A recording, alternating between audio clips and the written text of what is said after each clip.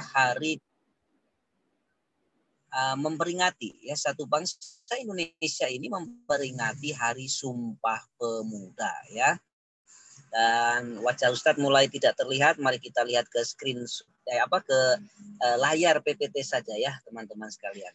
Baik Ustazah, minta slide berikutnya. Apa itu innahum, Allah berfirman dalam Al-Qur'an, a'udzubillahi minasyaitonirrajim, bismillahirrahmanirrahim, innahum fityatun amanu birabbihim wa zidnahum huda.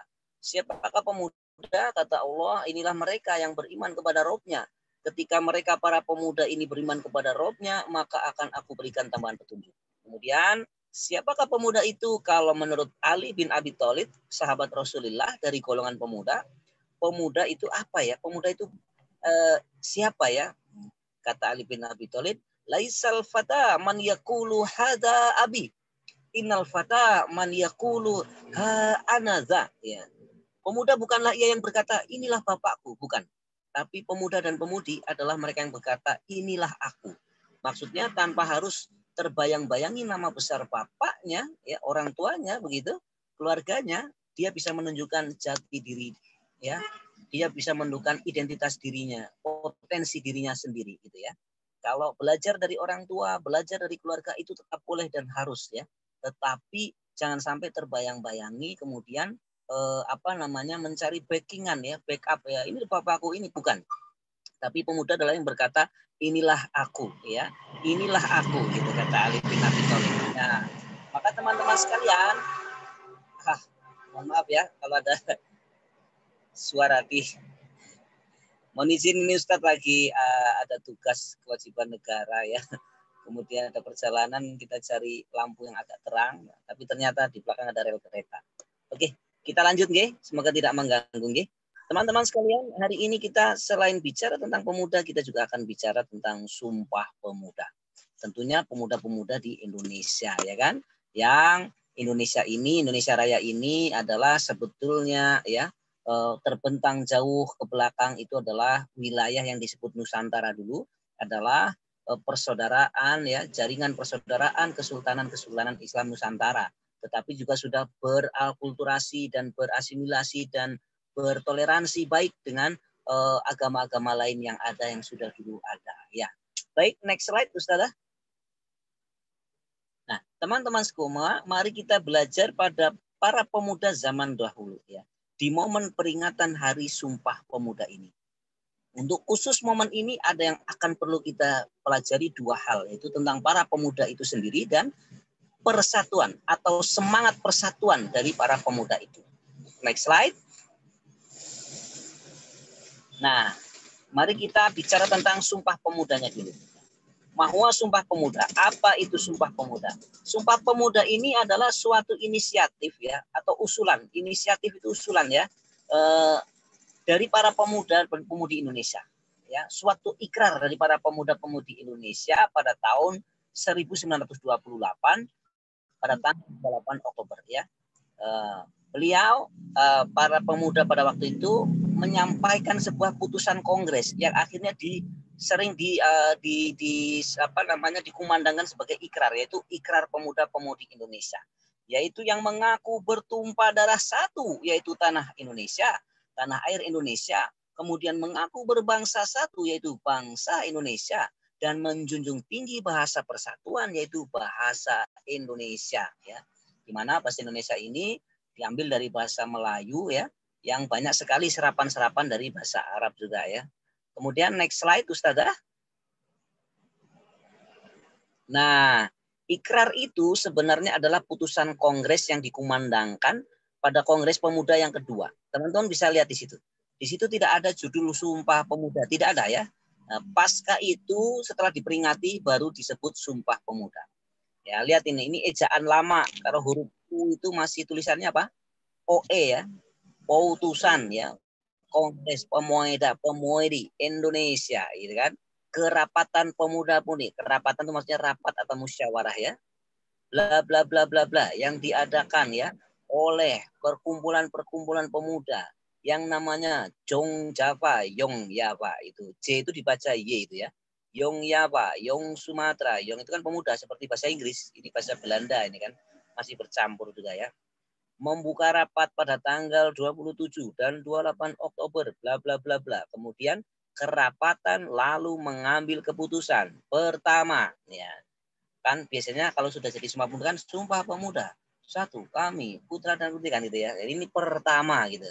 Kami putra dan putri Indonesia mengaku tumpah darah yang satu, yaitu tanah Indonesia. Ya. Kemudian kedua, kami putra putri Indonesia mengaku bangsa yang satu, bangsa Indonesia.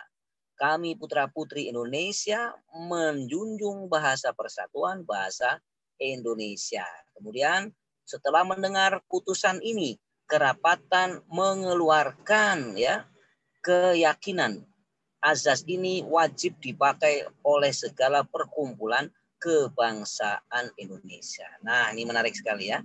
Ikrar itu sebenarnya adalah putusan kongres, putusan rapat gitu ya. Rapat dari para pemuda yang dari berbagai daerah itu. Yong Java, Yong Celebes, Yong Sumatera, Yong Islami Tenbon itu secara khusus ya ada. Kemudian Jong-jong yang lainnya ya. Oke, next slide Ustazah. Nanti kita akan bahas sedikit lagi tentang ini. Ya.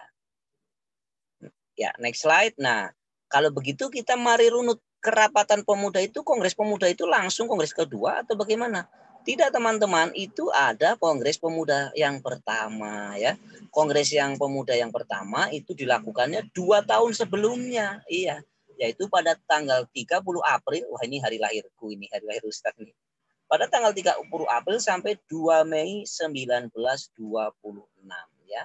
Bahwa kongres pemuda ini dilatar belakangi adanya keinginan berbagai organisasi ya, organisasi perhimpunan pemuda Indonesia dan pelajar gitu di golongan pemuda itu, yuk kumpul begitu. Nah, penginnya ini ada organisasi ini, semua organisasi melebur menjadi satu dan bekerja sama gitu ya. Kerjasama antar daerah, antar elemen begitu ya. Jadi organisasi-organisasi ini. Nah, ini ingin mencontoh dari nenek moyang sebetulnya gitu kan. Nah, nanti kita lihat ya, ternyata nanti bagaimana nih Sumpah Pemuda itu mencontoh apa saja. Kemudian pada tanggal 30 April dan 2 Mei 1926 ini para pemuda menggelar kongres ya, wakil yang datang dari Yong Jawa, Yong Sumatera Nenbon, Yong Islami Tenbon, Yong Batak, Yong Minahasa, Yong Celebes, Yong Ambon dan lainnya ya. Dan kongres ini sementara ternyata belum membuahkan hasil teman-teman. Tetapi apakah putus asa sampai di situ? Ternyata tidak. 2 tahun berselang ya, 2 tahun berikutnya yaitu tahun 1928 berkumpul lagi ya. Kita lihat next slide Ustazah. Nah, inilah Kongres Pemuda kedua, 27 sampai 28 Oktober 1928. Para pemuda menggelar Kongres Pemuda dan anggota pesertanya lebih banyak lagi, yaitu 750-an orang. Utusan-utusan dari berbagai organisasi pemuda. Di antaranya Yong Jawa, Yong Sumatera Nenbon, Yong Batak, Yong Minahasa, Yong Celebes, Yong Ambon ya. Melahirkan putusan yang kini sering menjadi ikrar bersama yang diberi nama Sumpah Pemuda. Nah, jadi apa yang bisa kita pelajari dari yang pertama ini yaitu tidak pernah kenal putus asa ya. Jangan sampai putus asa, terus berusaha ya kan. Next slide Ustazah. Nah, teman-teman sekalian, ada ucapan motivasi dari seorang ahli sejarah, anak muda tapi suka sejarah, maka dia memahami lebih banyak hal daripada teman-temannya. Kemudian pemuda ini namanya Muhammad Yamin. Dia juga ahli hukum. Dia sekolah di Fakultas Hukum ya. Waktu itu gelarnya bukan ESA, kalau sekarang kan ESA, sarjana hukum. Dulu tuh MR itu Master in the Rechten. Rechten itu adalah hukum ya, bahasa Belanda ya. Dia juga ahli sejarah, menulis buku sejarah Majapahit, Bapak Diponegoro, kemudian Nusantara, kemudian 6.000 tahun merah putih. Ustadz Nendi ada bukunya, beli dari wartawan, teman wartawan di Surabaya, buku lama ya, cetakan lama tuh 6.000 tahun merah putih. Nah, ini Yamin ini. Yamin pada waktu itu sebelum putusan itu dikeluarkan, Yamin itu sudah mengatakan begini, teman-teman semuanya di depan kongres ya, aku mengimaji itu memimpikan ya, kelak akan ada Imperium Nusantara. Imperium itu seperti kekaisaran, seperti kerajaan, seperti pemerintahan itulah ya pokoknya ya. akan ada Imperium Nusantara berikutnya setelah Sriwijaya, Majapahit, dan juga Demak ya. Dan imperium itu bernama Indonesia. Ya, Min mengatakan itu pada tahun 1928. Iya, tetapi lihat, akhirnya kemerdekaan Indonesia terwujud pada tanggal berapa? 17 Agustus 1945. 17 tahun berikutnya. 1928 terus kemerdekaannya 1945. Di mana Yamin juga ikut merancang ya berbagai persiapan itu. Tapi pahlawan kita nggak cuma Muhammad Yamin, nanti ada Soekarno, ada kemudian Wahid Hasyim, putranya Hasyim Azhari dari Nahdlatul Ulama, kemudian ada Kasman Singodimedjo dari Muhammadiyah, kumpul banyak ya. Nah, lihat teman-teman. Yang kedua adalah ciri pemuda berikutnya adalah visioner. Kalau punya cita-cita jangan ragu-ragu. Allah sendiri berfirman dalam Al-Quran, A'udzu billahi minasyaitonir rajim. Bismillahirrahmanirrahim. Us'uni fastajib lakum. Mintalah padaku dan kau akan kuberi. Ya. Syaratnya apa? Syaratnya menjadi orang yang bertakwa. Wa may yattaqillah yaj'alhu makhraja min haitsu la yahtasib. Ya kan? Lihat, pemuda Kongres 1 tahun 1926. Belum jadi, belum ada hasil. Kongres lagi, ya kan? Nah, setelah itu visioner. Besok harus ada yang namanya ini, menyatukan lagi gitu kan. Ya, luar biasa ya teman-teman. Catat itu teman-teman. Visioner.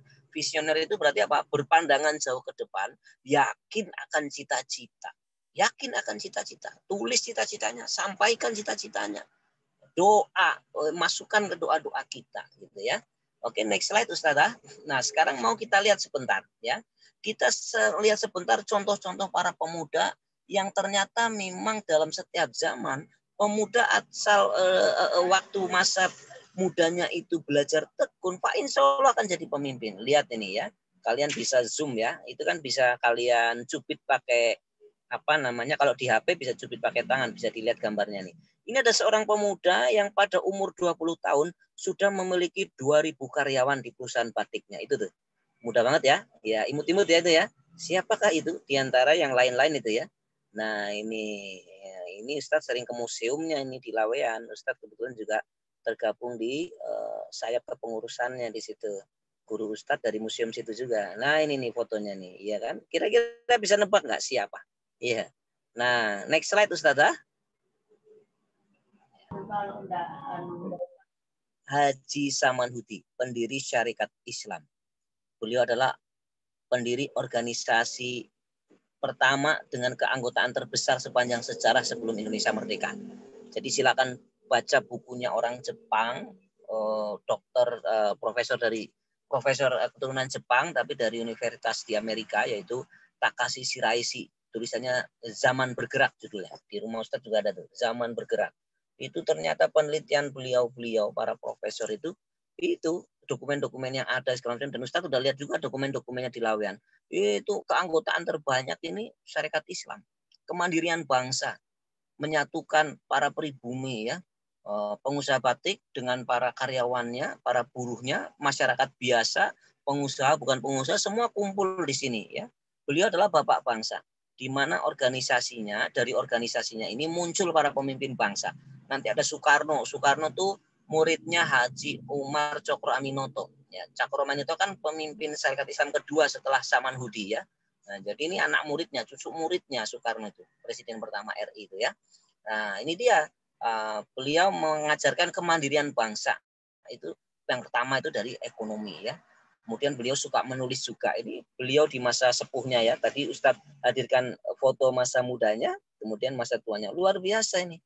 Dan ini ditakuti oleh Belanda ya. Nah, karena apa? Karena beliau punya uang banyak. Ya, penghasilannya selama 1 minggu itu sudah 8 kali lipat gaji wedana 1 bulan pada waktu itu, atau gaji bupati ya. Oke, next slide Ustazah. Kita tebak lagi. Ya. Oh, masih ada Syarikat Islam. Nih, cita-cita dari Syarikat Islam ya, di dalam ADRT-nya ada. Ialah memajukan kepentingan jasmani dan rohani kaum bumi putra dan memajukan kehidupan agama Islam. Makanya mendirikan sekolah-sekolah Islam ya. Di depan stasiun Sangkrah itu peninggalannya di sana ada sekolah Islam dari Syarikat Islam. Kemudian pada tahun 1913 Samanhudi terpilih sebagai ketua Syarikat Islam, yang di situ disebut adalah presiden ya.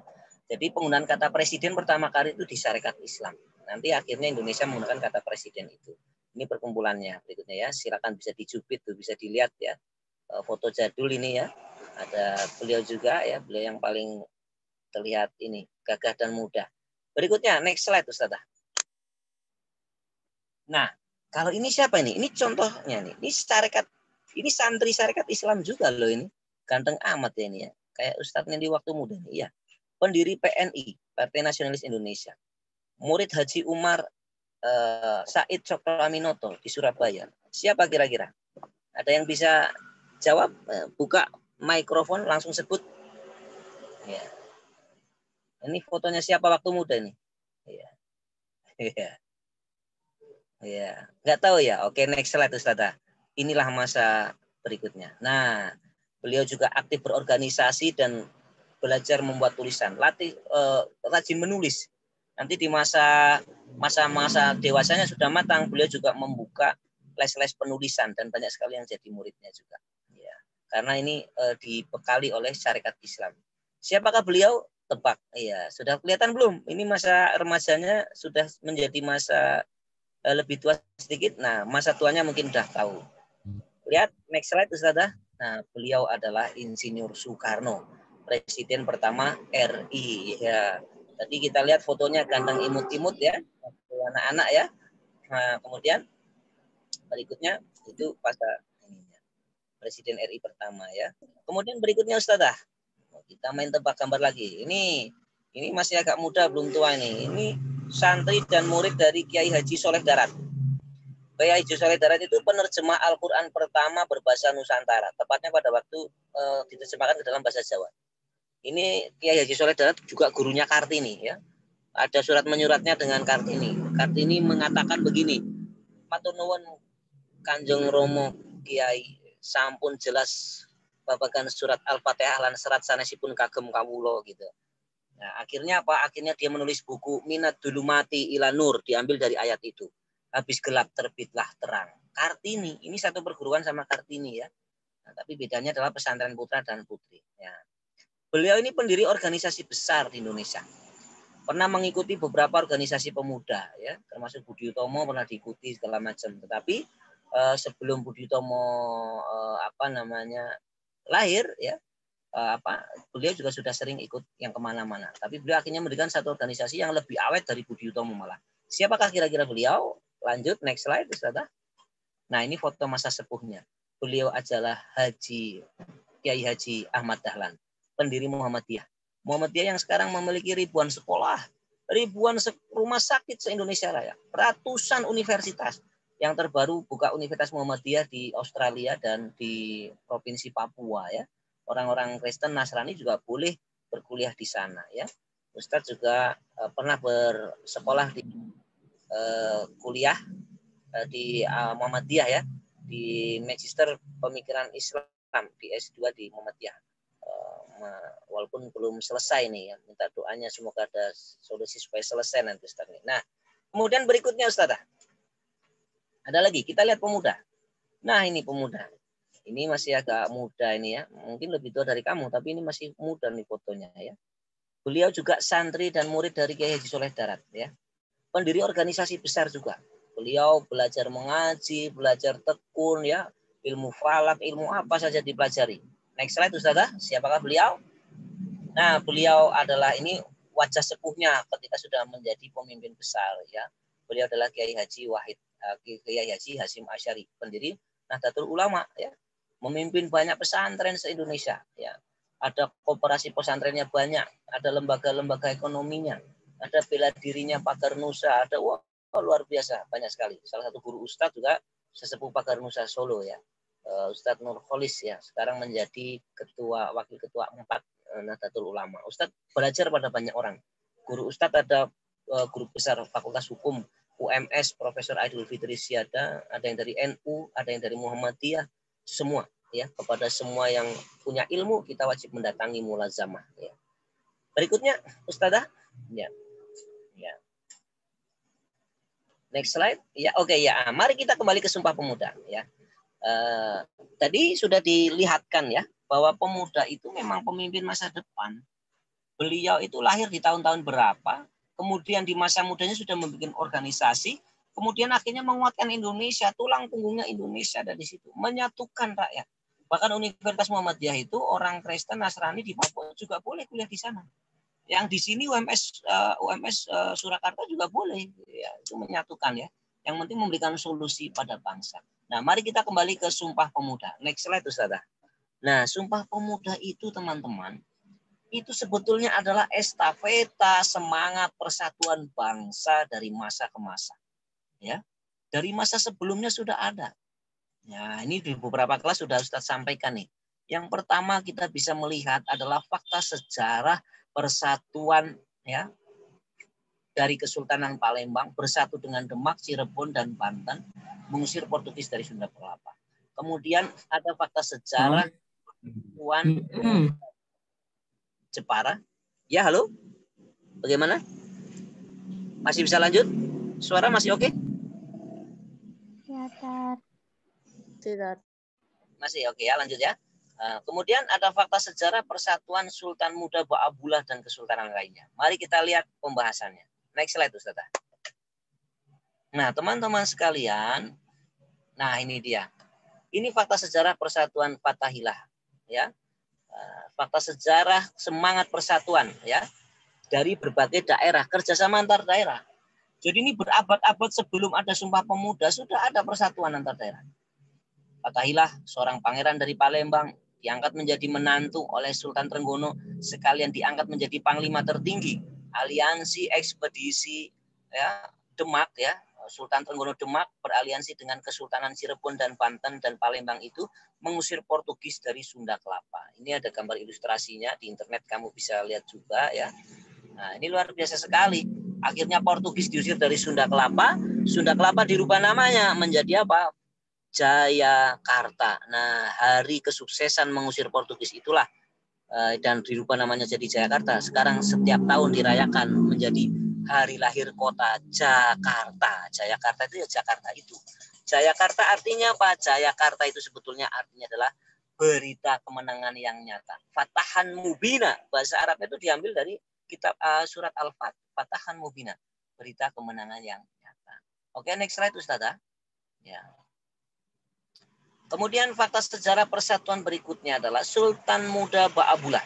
Sultan Ba'abullah di Ternate itu sejak usia muda sudah dipercaya menjadi kaicil paparangan. Kalau bahasa sana kaicil paparangan itu artinya panglima tertinggi angkatan perang. Masih muda waktu itu ya. Masih belasan tahun ya sudah diamanai sama ayahnya dan para penghulunya begitu ya. Nah, Sultan Ba'abullah muda bahkan mendapat gelar pemimpin bumi Islam Nusantara ya.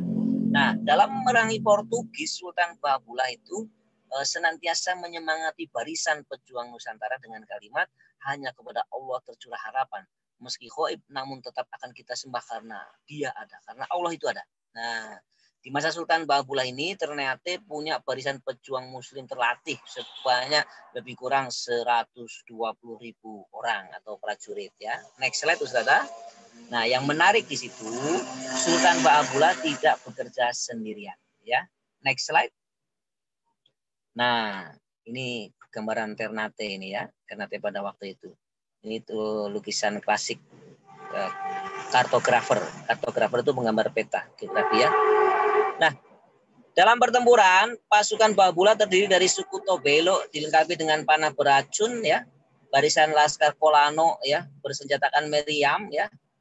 Kemudian mampu mengusir Portugis ya dari beberapa bentengnya sampai Portugis menaikkan bendera putih pada tanggal 24 Desember 1575, menyerahkan kota benteng Santo Paulo dan Semora del Rosario ya, dan kemudian diusir sampai ke Manila. Ada yang lari ke timur, ke Manila diusir baik-baik, tidak dibunuh karena ada bendera putih. Sebetulnya kapten panglimanya Ba'abullah pada kecewa, loh kok nggak dibunuh? Enggak, mereka sudah menyerah. Kita tidak diajarkan untuk begitu, dia sudah menyerah. Kita usir saja, yang penting tidak menjajah. Nah, inilah yang menjadi catatan ya untuk yang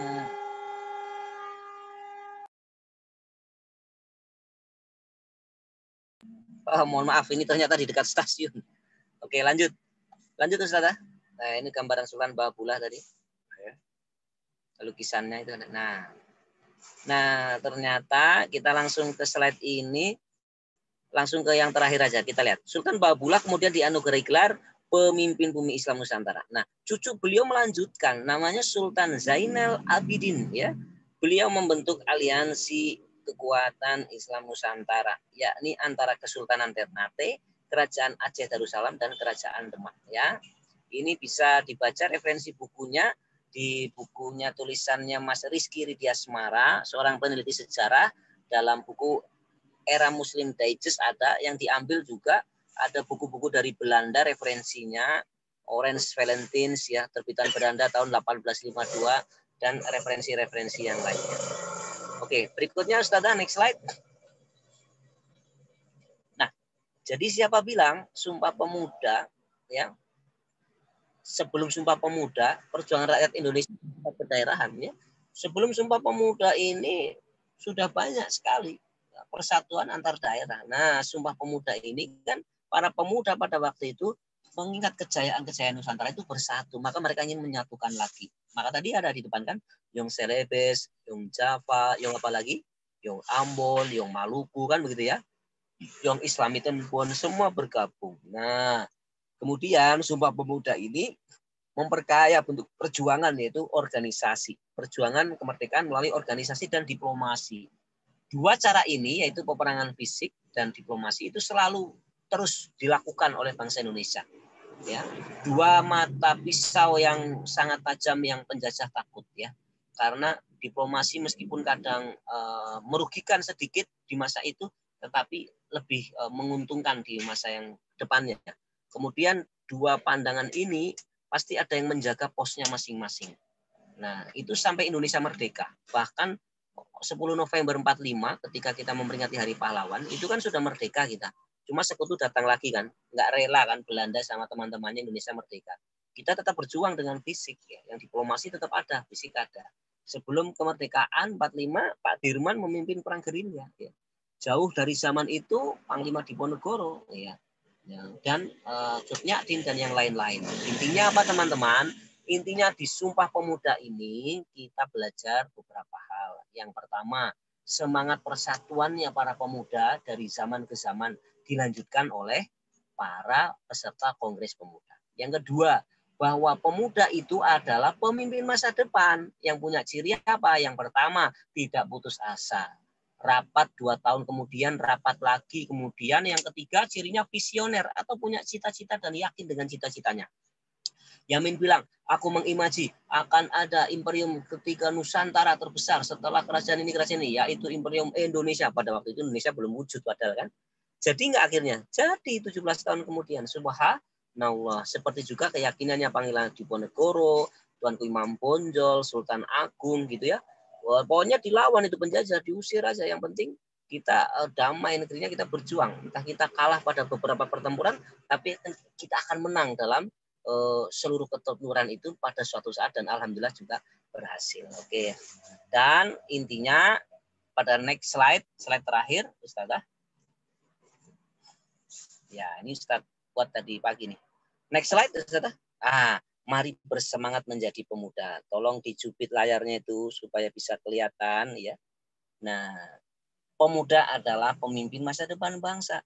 Ayo kita pelajari apa saja untuk masa depan kita dan bangsa kita. Pak, insya Allah kita akan diamani oleh Allah menjadi pemimpin. Kita akan berbagi. Ada yang menjadi pemimpin di bidang ini, di bidang itu ya. Seperti siapa? Seperti Muhammad Al-Fatih yang cerdas mempelajari berbagai ilmu dari para cendekiawan. Makanya beliau bisa membebaskan Konstantinopel, sebuah kota yang amat besar, ibu kotanya dunia kata para pengamat barat pada waktu itu ya. Apa yang dipelajari oleh Al-Fatih? Wah, banyak ya. Beliau belajar ilmu memanah dari Mahmud Bek Khosab Zadah. Beliau belajar ilmu militer dari Syahin Basyah. Kemudian beliau belajar ilmu sastra dari Hamiduddin bin Mula Afdal. Ya, ini waktu mudanya begini. Kemudian beliau juga mempelajari musik dan sejarah dari Syukurullah Jalabi. Kemudian Al-Fatih muda belajar pula bahasa Yunani klasik dari Eurigus Emiratustas. Dan kemudian Al-Fatih ini juga belajar bahasa Itali, bahasa Latin, sejarah klasik, geografi, dan arkeologi dari Ciriaco Anconitato. Iya, artinya guru dia tidak terbatas. Apa saja kalau ada ilmunya datangi. Ya. Apa saja kalau ada manfaatnya pelajari. Endapkan untuk bekal masa depan. Luar biasa sekali Al-Fatih yang menjadi sejarah dunia Islam yang luar biasa dan masih tercatat dalam rekaman banyak pihak termasuk pihak barat ya, pihak Islam semuanya ya. Itu juga mengilhami perjuangan-perjuangan di Indonesia ya. Makanya ada Pak Dirman muda, seorang guru muda Muhammadiyah memimpin perang, masih muda pada waktu itu diangkat gitu kan. Kemudian yang lain-lain juga begitu. Nah, inilah pemuda. Pemuda adalah pemimpin masa depan. Teman-teman sekalian, catat hal ini. Masa depan pada dasarnya adalah ghaib. Oke? Masa depan pada dasarnya adalah ghaib. Hanya Allah yang tahu, betul? Tapi Allah juga memberi kesempatan pada kita untuk berusaha. Maka dari sisi ikhtiar, catat, dari sisi ikhtiar, ya, masa depan itu bisa dilihat dari cara kita mengelola hari ini, ya kan? Dari cara kita mengelola hari ini. Ya, hari ini kita kelola bagaimana? Kalau kamu hari ini rajin memasak, kamu akan jadi koki yang luar biasa di masa depan. Betul? Kamu hari ini senang belajar, kamu akan jadi orang pintar. Kamu hari ini senang main bola, kamu akan jadi pemain bola yang hebat. Kamu akan jadi apa ya? Kelola di hari ini. Begitu dari Ustadz, tetap semangat teman-teman. Allah mengatakan, Allah berfirman, innahum fityatun amanu birobbihim wazidnahum huda. Inilah mereka para pemuda yang beriman kepada Rabbnya. Ketika beriman pada Rabbnya, maka aku berikan jalan petunjuk untuk menuju kesuksesannya dan kehidupannya. Maka yang paling pertama adalah tetap beriman pada Rabb kita, pada Allah Subhanahu wa taala, maka Allah akan menuntun kita ke cita-cita kita. Itu saja dari Ustadz, kurang lebihnya mohon maaf. Wassalamualaikum warahmatullahi wabarakatuh. Semoga ususna. Assalamualaikum warahmatullahi wabarakatuh. Waalaikumsalam warahmatullahi wabarakatuh. Waalaikumsalam warahmatullahi wabarakatuh.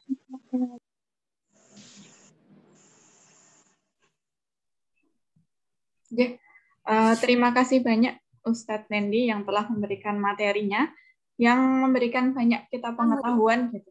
Kalaupun mungkin kita sudah pernah tahu, tapi mengingatkan kembali gitu ya, untuk tadi ada sejarahnya tentang pemuda, kemudian apa itu pemuda, kemudian tadi ya dari Muhammadiyah gitu ya, pendiri Muhammadiyah yang kemudian sekarang atau kini gitu ya, memiliki banyak sekali sekolah, banyak universitas, banyak sekali rumah sakit, ya, di mana itu dimulai gitu ya dari sebuah harapan, sebuah cita-cita gitu. Dan tadi ya yang sangat berkesan ya, memimpikan Imperium Nusantara gitu ya. Nah, Imperium Nusantara bahkan dulunya itu belum ada gitu ya Ustaz ya. Dulunya hanya kerajaan-kerajaan Sriwijaya, Demak dan sebagainya, tapi sudah memimpikan gitu ya. Nah, tadi ya sifat pemuda gitu, memimpikan sesuatu, visioner, kemudian mau bekerja keras, tidak pantang menyerah gitu ya. Nah, itu tadi sifat-sifat pemuda dan kita berusaha untuk mewujudkannya gitu. Ketika punya cita-cita, berusaha untuk mewujudkannya dengan sepenuh usaha, sepenuh tenaga gitu ya. Nah, sepertinya contohnya tadi gitu ya, Sumpah Pemuda gitu ya. Kemudian yang Imperium Nusantara baru terwujud kemudian 17 tahun kemudian. Nah, jadi kita mempunyai cita-cita apa? Nah, kita nggak akan tahu gitu karena tadi ya benar masa depan adalah gaib. Nah, karena gaib karena gaib itu makanya kita diminta untuk berusaha gitu. Kalau kita tahu nantinya wah bakalan misalnya gagal, nah nanti kita nggak akan berusaha gitu ya, tapi kita optimis gitu ya, akan berhasil. Makanya dengan masa depan gaib, nah itu akan menjadi semangat kita gitu ya untuk senantiasa berusaha.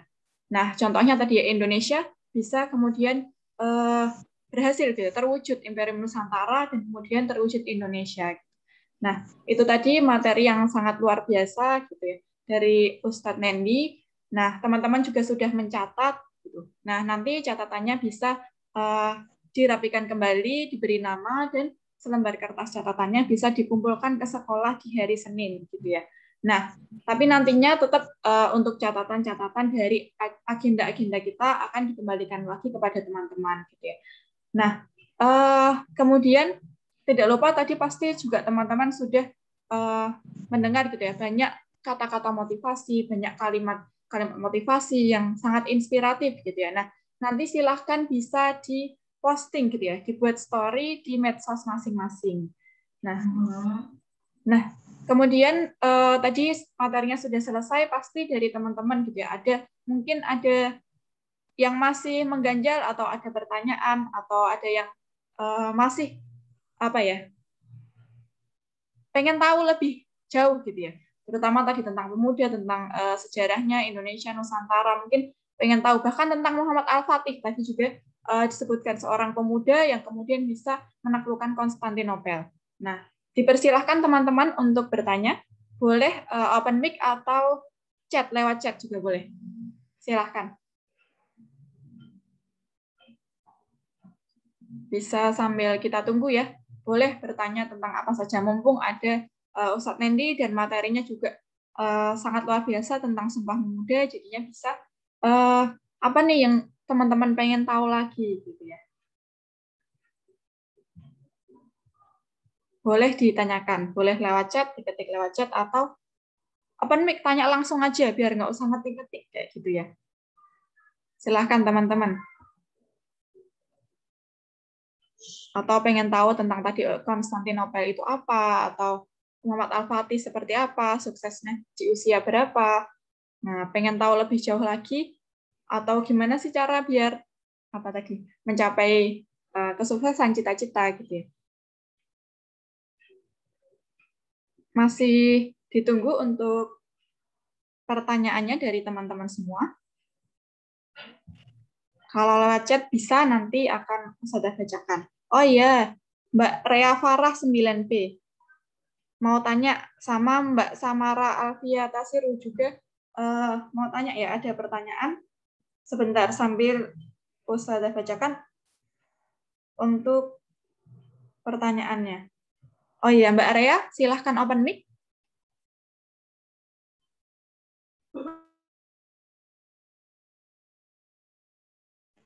Mbak Rea, tadi mau tanya? Ya. Bisa open mic, Mbak Rea, mau tanya apa?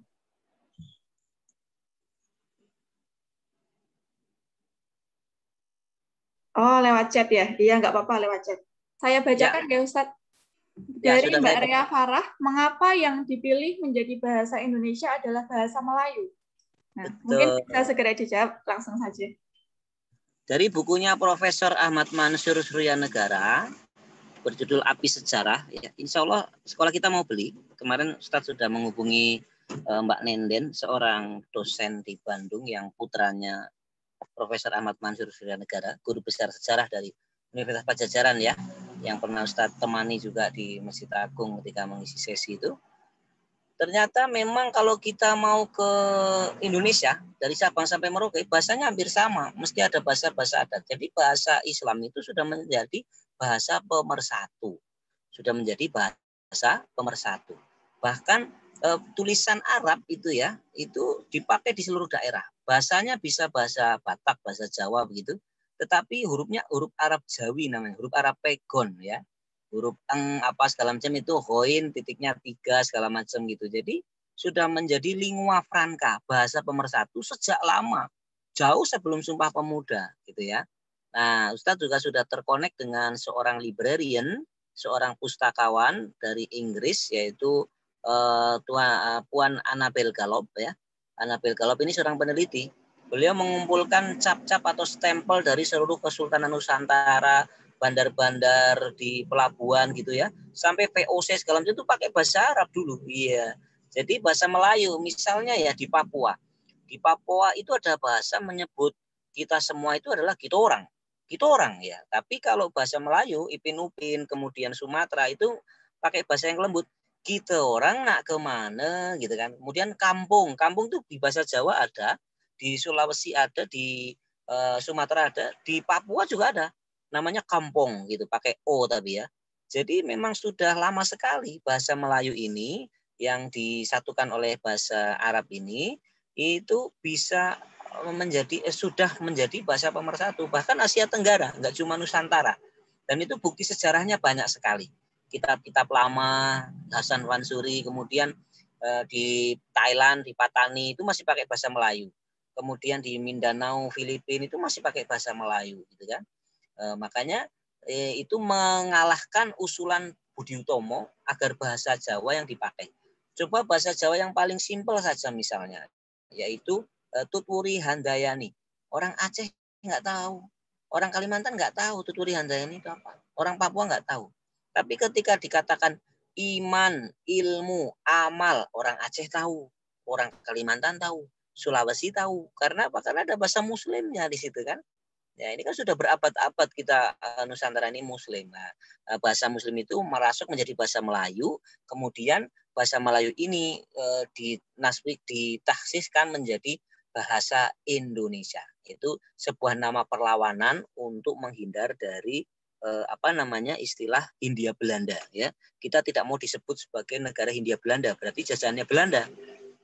Tapi Indonesia dari Sir Richard Logan ya dari Jerman, sama ada satu lagi dari Inggris, itu yang pertama kali menggunakan bahasa Indonesia, istilah bukan bahasa, istilah Indonesia. Nah, bahasa Melayu itu yang sudah banyak Arabnya itu disebut bahasa Indonesia.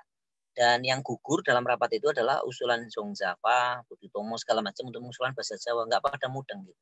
Itu bisa dibuka di buku Api Sejarah. Isolin lagi pesan ya. Lagi pesan, nanti kalau mau pinjam di perpus bisa. Ingat loh teman-teman, kita sudah punya perpus ya. Nanti buka Api Sejarah 1 dan Api Sejarah 2. Tak kontak langsung ke keluarganya beliau, Profesor Ahmad Mansur. Kebetulan beliau juga guru Ustadz ya. Sering ngingetin tahajud Ustadz juga di Facebook, sholat malamnya jangan lupa, Masya Allah. Padahal berguru ya cuma di sini, nggak jadi mahasiswanya. Tetapi Ustadz kalau belajar itu kalau seneng sama orang, banyak ilmunya, tak datengin betul beliaunya gitu. Gitu ya, itu Mbak Re ya. Oke. Yang lain langsung saya baca sendiri nggih, Usna nggih. Oke, boleh. Mbak Samara, bagaimana cara agar bisa membagikan semangat kembali di masa muda sekarang? Kok pakai kembali? Berarti pernah nggak semangat gitu Mbak Samara? Naik turun ya? Iya loh, iman aja kan naik dan turun. Ya situayan kus kan gitu ya. Itu iman ya. Tapi iman sekarang ada yang ngeri lagi. Ada yang nggak naik turun. Jiglok, jatuh. Ada yang imannya hilang gitu kan. Wah itu ngeri ya. Kalau semangat naik turun biasa. Kamu ingat-ingat mood boostermu itu apa? Pada waktu kamu ceria, pada waktu kamu bersemangat, kemarin-kemarin, beberapa bulan kemarin, aku tuh semangat banget. Mood boosterku apa ya? Oh, ternyata dengan menyetel lagu religi misalnya, sambil baca buku gitu misalnya. Oh, aku ternyata ketika aku bersama temanku belajarnya, aku moodku naik misalnya. Oh, ya itu dilakukan lagi. Ya. Pola ya, kita membaca pola apa nih? Dan terbuka juga dengan hal-hal baru. Baca buku-buku motivasi, baca buku-buku yang lain. Ada orang yang begini, ada yang begini, beda-beda ya. Ada orang yang belajar pengennya tenang, semua sunyi senyap ya. Kalau Ustadz dulu belajar harus nyetel musik ya kan. Tapi maksudnya bukan yang menghancurkan konsentrasi ya, tapi yang ya imbang lah antara semangat gitu ya. Juga bukan musik yang melenakan turun nanti ya, tidur malah gitu nggak jadi. Itu kalau baca buku. Kalau semangat yang lain banyak. Membaca misalnya, membaca perjalanan tokoh-tokoh nasional maupun internasional. Membaca tokoh-tokoh di bidang apa saja, di bidang bisnis, di bidang sosial politik, di bidang seni ya. Pasti ada nilai-nilai yang positif kita ambil. Yang positif jelas kita ambil. Itu kalau Ustadz begitu dan banyak orang juga begitu, yaitu adanya maroji. Maroji itu apa? Referensi. Ya, orang mau naik sepeda, pasti lihat orang dulu naik sepeda kan? Kita mau belajar sepeda, ya Mbak Samara ya. Pasti lihat orang, oh naik sepeda tuh begitu, kakinya di bawah, tangannya di sini, madepnya depan. Ya, jadi kita ikut kan. Nah, coba kalau kita lihat yang pertama adalah banyak orang naik sepeda madep belakang, itu kan susah gitu kan. Oh gitu caranya gitu. Jadi melihat dulu, nah, melihat, membaca, mempelajari. Jadi sering-sering buka di internet banyak. Kalau punya uang tabungan beli buku boleh, buku biografi itu yang ringan-ringan aja. Ya, buku biografinya Terelie misalnya ya. Kalau nggak di buku biografi ya di internet mungkin ada kan buku penulis siapa gitu, buku biografinya ini itu gitu. Tokoh panglima perang kalau anak laki-laki suka ya, tokoh bela diri, tokoh samurai, tokoh apa boleh, itu yang luar negeri. Yang dalam negeri juga pelajari. Ingat kita juga punya warisan nenek moyang luar biasa kan. Tokoh-tokoh biografi kita juga. Itu Pak Samara ya. Nah, antara lain itu. Berikutnya ada dari Umur berapa Muhammad Al-Fatih menaklukkan Konstantinopel? 24 tahun. Dan bagaimana strateginya? Strateginya beliau yang pertama itu tidak melupakan yang sepuh, yang tua. Ada guru beliau banyak. Salah satu yang utama adalah beliau siapa namanya? Aks Samsudin ya. Beliau selalu berkonsultasi. Yang kemudian selain konsultasi dengan yang lebih tua ya, beliau juga berani menentukan strategi. Orang kalau mau punya strategi berarti dia punya ilmu yang banyak. Lihat tuh tadi yang dipelajari apa saja. Ilmu panah dipelajari, kemudian bahasa Yunani, bahasanya. Ternyata pada beberapa hari sebelum penyerangan ke Konstantinopel, beliau itu menyamar menjadi orang umum di sana. Yang Ustadz duga itu beliau sudah bisa bahasa apapun juga masuk ke Konstantinopel kan? Iya, jadi bahasa itu penting. Makanya makanya Menteri Luar Negeri kita yang pertama yaitu Haji Agus Salim itu bisa menguasai 9 bahasa. Ya, 9 bahasa teman-teman ya. Nah, itu otodidak beliau. Nah, kalau kita yang penting niat dulu. Kalau hari ini, 2 tahun ini, 1 tahun ini belum bisa, nggak apa-apa. Yang penting niat. Aku pengen belajar bahasa ini dan ini. Nggak usah banyak-banyak dulu. Paling pertama, bahasa penyatu bahasa internasional, yaitu bahasa Indonesia. Yang kedua mungkin bahasa Arab. Yang ketiga, yang kamu suka bangsanya, ingin kamu sekolah di sana, misalnya di Jepang, apa-apa, bahasa Jepang, Jerman, misalnya gitu. Nggak apa-apa, pelajari. Bahasa itu penting. Ya. Strateginya itu belajar juga dari strategi lama terus dikembangkan ya. Beliau kan memutar.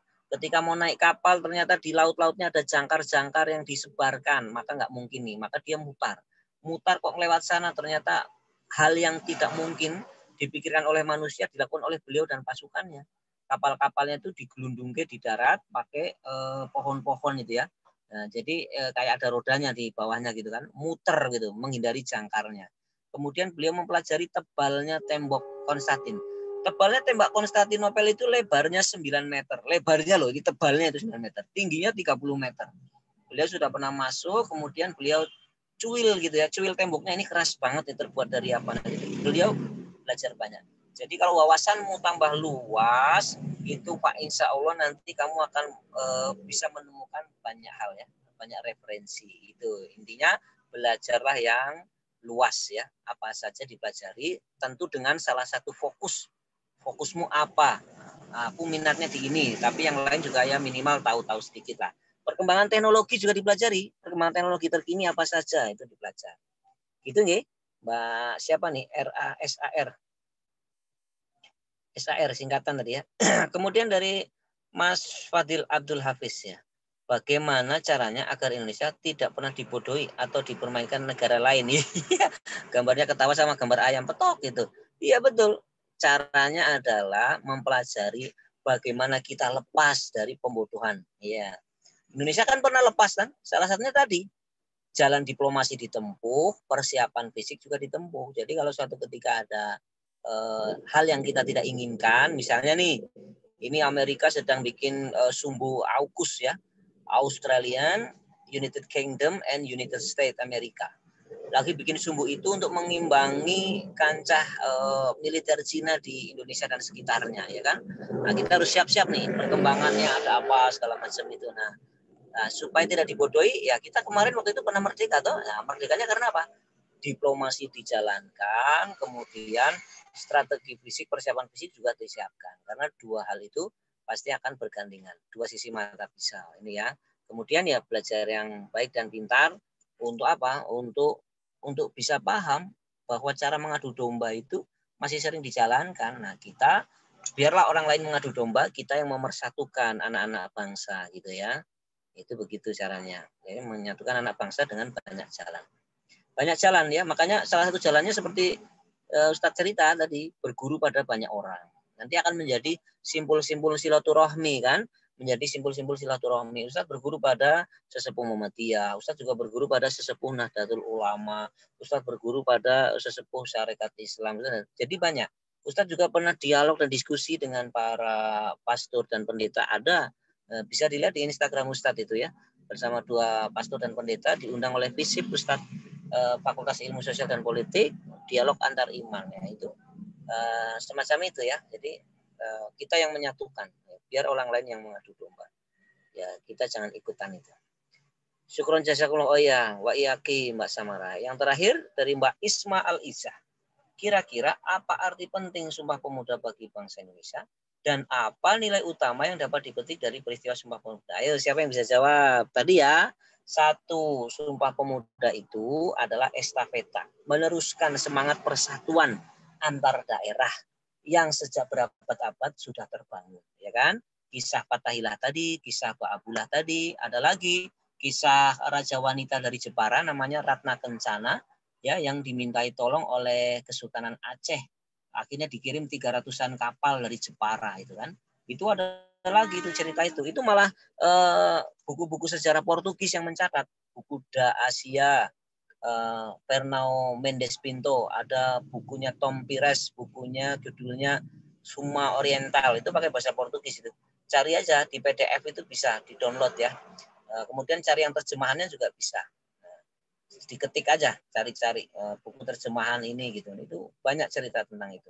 Di buku sejarah kita kok nggak ada ya tadi? Iya, itu dia. Makanya kita harus menghadirkan dalam Undang-Undang Sistem Pendidikan Nasional tahun 2013 itu diarahkan guru, sekolah dan murid itu harus mencari sumber lain juga selain buku yang sudah ada, gitu ya. Dan nilai utama lagi yang dipetik dari Sumpah Pemuda, semangatnya tidak kendor. Tadi ya, ada Kongres Pemuda ke-1 belum menghasilkan, kongres lagi 2 tahun berikutnya kan gitu. Di kongres kedua disampaikan semangat, cita-cita, punya cita-cita besok harus ada Indonesia begini. Alhamdulillah terlaksana. Visioner artinya ya, punya cita-cita itu berpandangan jauh ke depan. Itu nilai utamanya yang dipetik dari peristiwa Sumpah Pemuda. Begitu Mbak Isma Al-Izah. Gitu Ustazah Husna dan teman-teman semuanya, semoga bisa dipahami dan membuat semangat kita semua. Ya, terima kasih banyak Ustaz Nendi yang telah menjawab banyak pertanyaan ya tadi dari teman-teman yang menunjukkan gitu. Berarti teman-teman antusias gitu ya terhadap materi yang disampaikan oleh Ustaz Nendi sehingga menimbulkan beberapa pertanyaan-pertanyaan yang teman-teman masih penasaran dan alhamdulillah sudah terjawab semua gitu ya pertanyaan dari teman-teman. Nah, kalaupun nanti jika masih ada yang penasaran atau yang ditanyakan lagi nanti bisa share dari Ustaz Nendi ya Ustaz ya. Nah, itu untuk hari ini. Nah, betul sekali ya tadi jawaban dari Ustaz Nendi gitu bahwa dari pertanyaan Mbak Rea ya, Indonesia sangat beruntung gitu ya memiliki bahasa pemersatu bahasa Indonesia gitu. Karena memang mungkin tidak semua negara memilikinya gitu ya. Pernah ini ya mendengar dari Bapak Anies Baswedan gitu ya, yang ketika itu makan gitu ya, makan atau berwisata di TMII Taman Mini Indonesia Indah yang sebagai tempat wisata nasional. Nah, di situ ada sedang makan di sana di mungkin tempat makan di TMII, di dalam TMII. Nah, di sana karena itu tempat wisata nasional ya, dari berbagai daerah ada gitu. Mungkin dari Kalimantan, dari Sumatera gitu ya. Pada berkumpul makan di tempat makan di dalam TMII itu. Nah, tapi uniknya, nah dari masing-masing meja itu ternyata beda-beda gitu bahasanya, gitu ya. Meja ini bahasa Sumatera, meja ini bahasa Sunda, meja ini bahasa Papua kayak gitu. Nah, karena masing-masing lingkaran atau masing-masing keluarga yang hadir ke situ itu dari berbagai daerah di Indonesia dengan berbagai bahasa Nusantara tadi yang sangat beragam, sangat bervariasi. Nah, kemudian, di situ kemudian Pak Anies dia merasa sangat-sangat beruntung, sangat-sangat istimewa gitu ya berada di Indonesia yang memiliki bahasa persatuan bahasa Indonesia. Gitu. Nah, itu tadi kemudian tadi ya bisa mencontoh gitu dari apa-apa yang telah dilakukan oleh Muhammad Al-Fatih gitu ya untuk bisa mencapai kesuksesan atau apa-apa yang diinginkan di usianya yang masih muda gitu ya, 24 tahun tadi disebutkan. Nah, ada tadi ya beberapa tips gitu ya, yaitu memperhatikan atau menghormati yang tua. Oh iya, share link tulisan. Oh nggih Ustadz terkait bahasa Melayu Arabik. Nggih siap nanti diingatkan untuk bisa share linknya gitu, biar teman-teman semua juga tahu dan bisa membacanya gitu. Nah kemudian tadi ya berani untuk membuat keputusan atau membuat strategi yang itu sebenarnya di luar apa ya, di luar yang diperkirakan oleh musuhnya gitu ya. Jadi yang dianggap tidak mungkin tapi ternyata mungkin gitu ya. Ternyata bisa diusahakan oleh pasukan Muhammad Al-Fatih tadi sehingga bisa menaklukkan Konstantinopel. Nah, itu teman-teman untuk acara di malam hari ini. Nah, sebelum kita tutup ada dokumentasi terlebih dahulu. Silahkan teman-teman bisa on cam. Nah, itu tulisannya juga sudah di-share ya oleh Ustadz Nendi. Nanti bisa diklik dulu atau di-copy dulu linknya, kemudian biar bisa disimpan dan dibuka nanti setelah acaranya selesai. Ustazah beri waktu sekitar 1-2 menit. Silahkan on cam karena untuk dokumentasi. Silahkan yang belum on cam bisa segera on cam. Ini ada beberapa layar gitu ya. Yang ya belum siap bisa dirapikan. Oh, nggih, nanti bisa di-share di grup WA kelas. Siap. Nah, yang belum on kamera masih ditunggu untuk on kamera biar bisa didokumentasikan.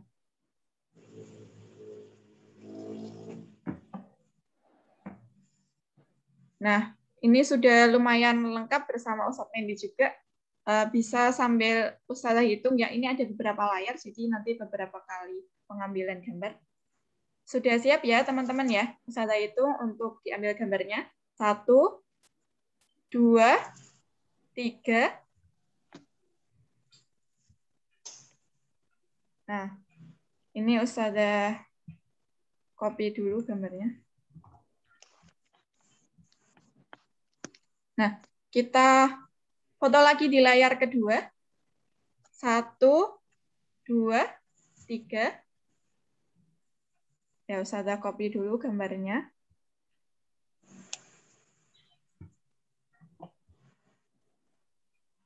Masih ada lagi untuk layar ketiga.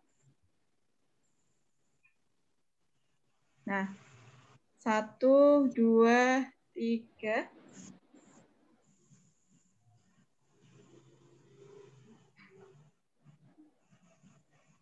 Nah, harus ada copy untuk layar ketiga. Nah.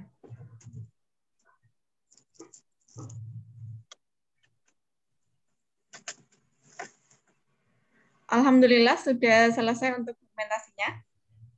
Terima kasih banyak lagi kepada Ustadz Nendi yang sudah menyempatkan waktunya, yang sudah membagikan ilmunya, yang insya Allah sangat bermanfaat. Semangat Ustadz Nendi juga. Semoga bisa lancar perjalanannya Ustadz Nendi karena sedang di perjalanan. Semoga selamat sampai tujuan. Nah, nanti untuk linknya saya bagikan juga di kelas grup kelas ya Ustadz, biar bisa dibaca oleh semuanya juga. Penting. Terima kasih banyak juga teman-teman. Terima kasih Ustadz-Ustadzah yang sudah memfasilitasi, sudah mendukung acara ini, sudah bergabung hingga malam ini ya 20.47 tetap bergabung di link Zoom ini. Terima kasih banyak. Semoga bisa mendapat imbalan yang lebih baik gitu ya, dari Allah SWT. Nah, mari kita tutup agenda malam hari ini dengan membaca hamdalah bersama-sama. Alhamdulillahirabbil alamin. Doa penutup majelis. Subhanallah.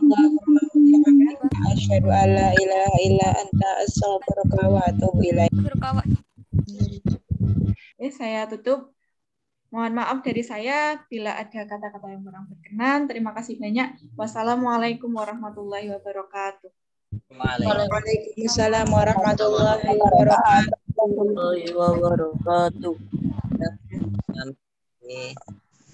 Sudah bisa meninggalkan link Zoom. Silakan teman-teman dibaca, itu ada komennya Anabel Galop sendiri, pustakawan dari Inggris yang peneliti juga, di kolom komennya itu kita berinteraksi juga ya. Atau kapan-kapan kita panggil ke SMPP ya. Iya bisa Pak. Assalamualaikum. Waalaikumsalam.